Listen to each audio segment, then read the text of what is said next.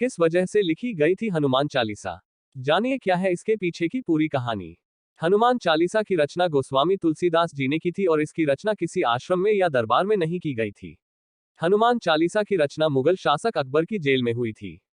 हनुमान चालीसा यानी भगवान राम के भक्त हनुमान की स्तुति में लिखी गई 40 चौपाइयां। हनुमान चालीसा हिंदू घरों में सबसे ज्यादा प्रचलित है और काफी लोग ऐसे हैं जो इसका रोज पाठ करते हैं। लोगों का मानना है कि हनुमान चालीसा का पाठ करने से भगवान हनुमान उनके संकट दूर कर देते हैं। हो सकता है कि आप भी शायद हनुमान चालीसा का पाठ करते हो या फिर कभी सुना या पढ़ा हो, लेकिन बहुत कम लोग हनुमान चालीसा लिखे जाने की कहानी जानते होंगे।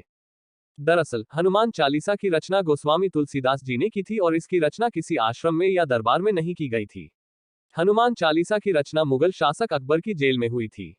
आप भले ही यह जानकर हैरान रह गए होंगे, लेकिन हनुमान चालीसा लिखे जाने को लेकर यही कहानी प्रचलित है।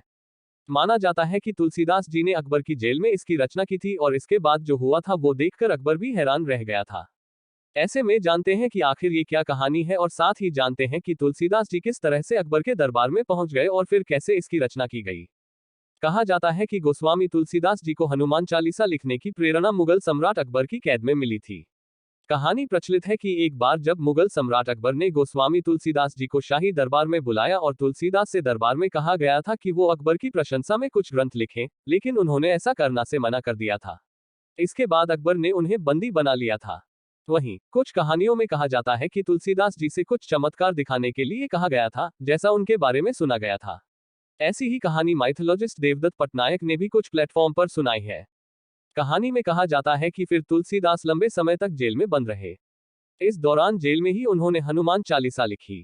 कहा जाता है कि हनुमान चालीसा के कई बार पाठ के बाद अकबर के महल परिसर और शहर में अचानक बंदरों ने हमला कर दिया और जब अकबर को इस बात का पता चला तो तुलसीदास जी को रिहा करने का आदेश दे दिया। कहा जाता है कि उस वक्त हनुमान चालीसा के लगातार पाठ से ही उनका संकट कट गया।